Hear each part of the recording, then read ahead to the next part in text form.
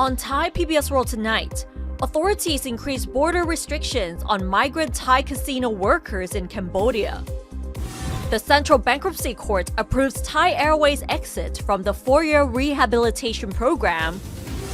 And the salvage of the half-sunken freighter in Surin National Park continues today.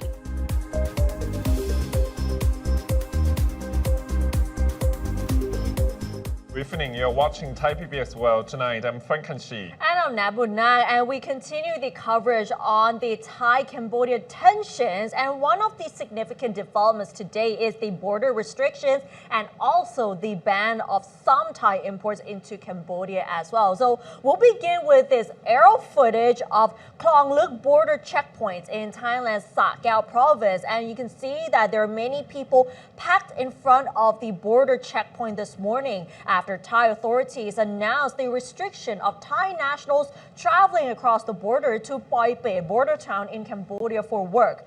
Following the tensions along the Thai-Cambodian border, the Burapha Task Force has restricted border crossings at all checkpoints in Sa Kaeo province by Thai nationals working in gambling and entertainment establishments in Cambodia's Poipet border town.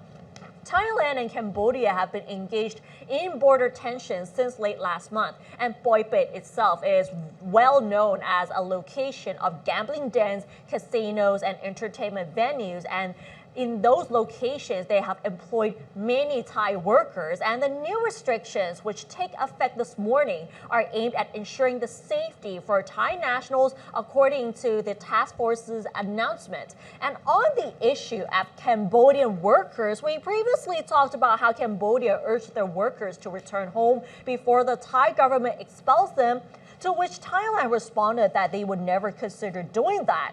And there's this confirmation from yesterday where Labor Minister Pipat Ratchakitprakarn said that most Cambodian migrant workers have chosen to stay on in Thailand in defiance of a call by Hun Sen for them to return to Cambodia to avoid the risk of being expelled from Thailand. Pipat reiterated that the Thai government has no intention of expelling Cambodian workers, adding, however, that the government will not stand in the way of any who want to return home. Currently, there are about 500,000 Cambodian manual laborers in Thailand, but only 400,000 of them are properly documented. And of the remaining 100,000, about 20,000 are seasonal workers who come to Thailand to pick fruit. For those workers whose passports have expired and want to stay on to work, Pipat said the employment department will help them to arrange for their passports to be extended for another year, as he offered an assurance to Thai businesses that they should not be worried that there will be a shortage of labor despite the tense border situation with Cambodia. And even if the border with Cambodia were to be completely closed as threatened by Cambodia, the labor minister said that there will be no labor shortage, adding that most seasonal workers, such as fruit pickers, have returned to Cambodia because the sugarcane harvest season is already over and the new season will begin until the end of the year. Meanwhile, a Cambodian media, Khmer Times, reported today that Cambodia is now stopping all cross-border imports of Thai fruit and vegetables. The move is in response to threats and insults allegedly made by the Thai military amid the tense border dispute between the two countries. The Director General of the General Department of Immigration stated that all Cambodian border checkpoints have blocked the importation of all kinds of vegetables and fruit from Thailand. Cambodia's former leader Hun Sen issued the ultimatum yesterday, threatening to close all border checkpoints with Thailand and to ban the import of all Thai products if Thai authorities did not fully reopen the partially closed checkpoints. And he later softened the policy, though, banning only the importation of fruit and vegetables from Thailand. And now we give you a recap about what happened yesterday. Hun Sen, Senate President, threatened to close all border checkpoints with Thailand and ban all products if Thai authorities do not cooperate to reopen border checkpoints. This came after Thailand has imposed restriction on the opening hours of several border checkpoints with Cambodia in the past 1 week as tensions over the two-country border dispute The Cambodian former Prime Minister added that Cambodia will cancel its ongoing border entry restriction with Thailand if the Thai authority open Thailand's borders from 6 a.m. to 10 p.m. like before. The Khmer Times said Hun Sen also made it clear that Cambodian authorities will never sit down and negotiate with Thai authorities over the border restriction, as it was Thailand who started first. On the other hand, Prime Minister Paetongtarn Shinawatra criticized without mentioning Hun Sen that what Cambodia said was unprofessional. This is not good for both countries. So, of course, we have seen both sides also pour up the tension and right now pour down, as Hun Sen only banned all some products from Thailand, vegetables or fruit. I think this is kind of like a power play here, Ned, as in both countries trying to become dominant figure in this game, but we still have to wait until, I think right now MFA on both sides, they are trying to negotiate how to really push for the border trade going forward in terms of tension escalating. And even that said, Hun Sen actually announced 6 measures beforehand if the situation does not improve. And one of the 6 measures is actually to ban the imports from Thailand, as well as not importing any of the fruits and vegetables anymore. And this is quite important to see, as in sometimes we see that US President Donald Trump's tariff, we call it chicken game here. Yep. Either of these sides do not want to lose face, because it's kind of like international relations and the power struggle between two countries here. And ASEAN countries, not just Cambodia and Thailand, others are looking at this very tense point here. And of course, I think we will see how both prime ministers from both sides will go through this. And another report that we talk about actually is misinformation, as in right now we see a lot of information, no matter it's text, no matter it's videos online to describe the situation on the ground. But actually some of them are fake news. Thai and Cambodian media associations have been very cautious about news reporting on border tensions, as fake news and misinformation on social media platforms are widespread, driving hatred and anger among citizens for both sides. They are also urging the public to be very careful when absorbing this kind of issues and news, text and videos. What is Sarah Sehan has more. Tensions have risen along the Thai-Cambodian border following the skirmish between Thai and Cambodian soldiers on May 20th. In the aftermath, false headlines, misleading videos, misinformation, and disinformation have spread across both mainstream and social media, leaving the public confused. So, in the midst of all of this noise, how can we tell what's true and what's not? In one case, a 32-year-old woman from Ubon Ratchathani allegedly spread fake news about the Thai-Cambodian border conflict, falsely claiming that there were explosions along the border, multiple deaths, and evacuation orders. Meanwhile, a Cambodian news outlet reported that misinformation from a Cambodian opposition activist misled the public into believing that the Cambodian government was withdrawing troops.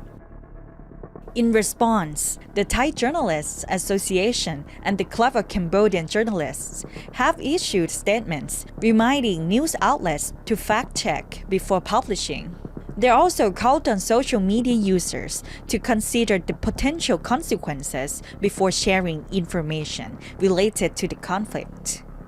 So far, the mainstream media has been cooperating. ลองคิดกลับกันวันนั้นถ้าเราไม่มีสเตทเมนต์ตัวนี้ระหว่าง2สมาคมเนี่ยค่ะมันอาจจะเจอข้อมูลอะไรบางอย่างที่แม้แต่สื่อเองก็อาจจะเผลอเลอเพราะว่าคิดว่ามันเป็นข้อมูลจริงวันนั้นเนี่ยการออกสเตทเมนต์ของทั้งสองฝ่ายก็จะเป็นเรื่องของการสร้างความตระหนักแล้วก็พยายามที่จะกระตุ้นในส่วนของการทำงานอย่างมีพื้นฐานของความถูกต้องข้อเท็จจริงอะไรพวกนี้นะคะ I don't deny that the certain individual, especially social media, keep reporting on some sensitive news regarding the action taken from Thai authorities, especially the military. But at the same time, most of professional media, traditional media, they are doing quite good job. Nothing wrong. The disputed areas along the Thai-Cambodian border remain highly sensitive and controversial. The associations have agreed that the mainstream and verified media must play a major role, staying neutral and reporting facts. When false news or misinformation is shared on personal accounts, it is difficult for the association to reach them. อันนี้แหละค่ะเป็นสิ่งที่ควบคุมไม่ได้แล้วก็ทางสมาคมเองก็กังวลนะคะแต่ว่าเราไม่สามารถไปควบคุมพวกสื่อโซเชียลได้เลยไม่ว่าจะเป็นช่องทางใดก็ตามอย่างที่น้องเคยถามยูทูบเบอร์อินฟลูเอนเซอร์หรือใดๆนะคะดังนั้นในสิ่งที่เราสามารถทำได้ในองค์กรวิชาชีพก็คือก็เรียกร้องให้สังคมติดตามข้อมูลจากสื่อกระแสหลักซึ่งน่าจะดีที่สุดในตอนนี้นะคะThis is not the first time that the two journalists' associations have issued statements in an effort to avoid further consequences. They are both signatories to an MOU and have been coordinating their efforts for nearly 10 years.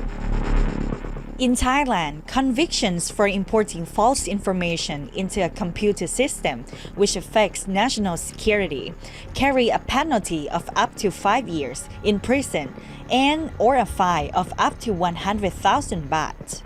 Meanwhile, in Cambodia, a charge on the same offense carries a sentence of 3 to 5 years and a fine of up to $250,000 on conviction. At the same time, the Club of Cambodian Journalists also working hard on this issue.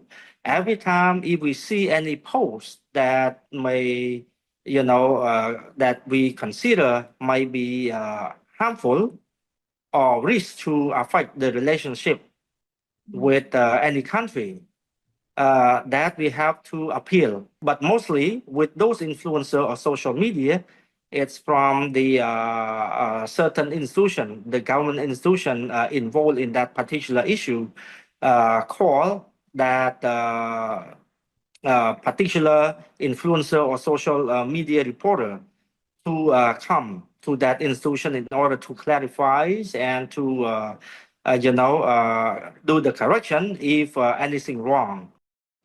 Although the media's responsibility is to remain neutral and uphold established ethics, actually exercising careful judgment to avoid fake news on all platforms is a shared responsibility which falls on everyone, not just the media. Warisala Sehan reporting for Thai PBS World.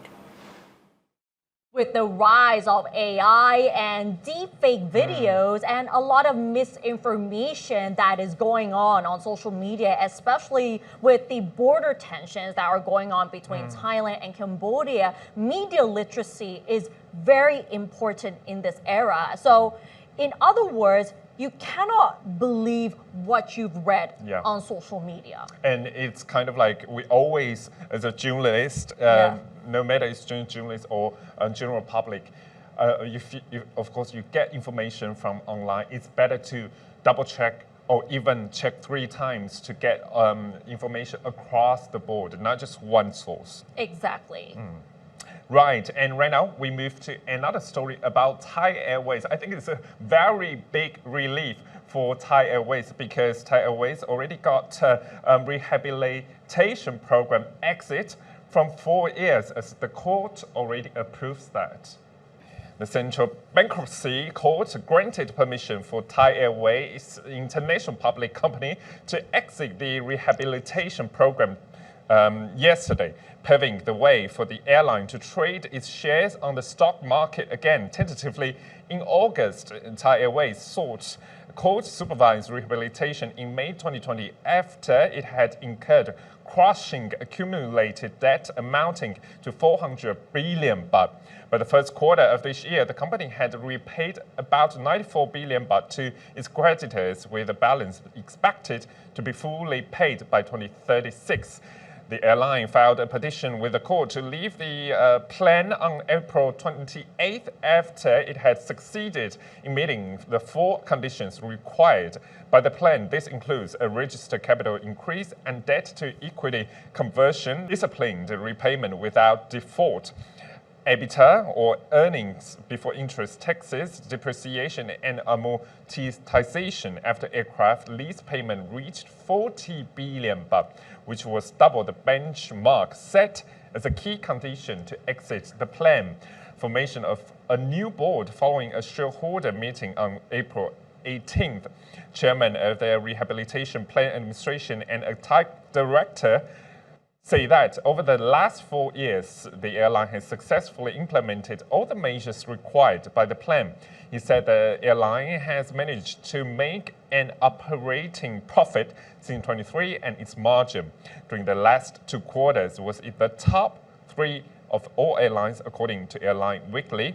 And Thai CEO, the exit from rehabilitation as an important step for the company, which reflects the determination, perseverance and sacrifice of all parties concerned. So, Ned, this is a very, very good news, I think, for Thai Airways, because right now they are trying to reorganize the structure in the company. But actually, we see some internet netizens, they share that Thai Airways is not different than before, no matter it's the service, the aircraft quality, or inside the internal quality about all those food, entertainment system. What do you think about it? I have to agree with you, Frank, because since Thai Airways went through rehabilitation plans, the service has not been different. We had to say that Thai Airways has been through a lot of up and downs, and we have witnesses, especially during the COVID-19 pandemic,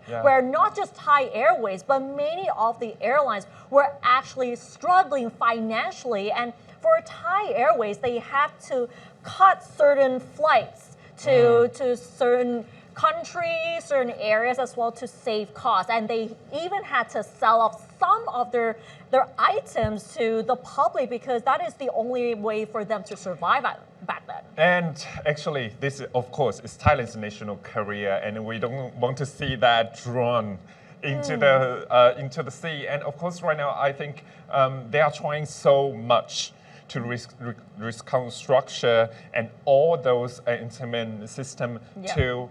But right now, I think, of course, Thai people want it to fly again, as we call it, smooth silk all the time, the symbol of Thailand. So we want it to go up again. We also forgot to mention one thing, though, that during that rehabilitation plan, they actually ceased operations of a domestic flight service, which was Thai Smile. And then most of the domestic flights were actually run by Thai Airways only. So this is actually a sample of how they had to struggle through the rehabilitation plan. So they had to cut everything that is considered a waste of money so that they could actually survive, and finally they can actually exit that rehabilitation plan. So that is a sign of relief for the national flag carrier. And how to boost it again in the region. Exactly. Because we see a lot of competitions in the region. Yeah, and boost the reputation and also improve the services as well. And earlier this month, a cargo ship from Myanmar ran aground on the coral reefs in Surin National Park in the Andaman Sea of Phang Nga province earlier this month. And the initial assessment shows that corals covering an area of about 150 square meters have been damaged, and the salvage of the ship continued earlier today.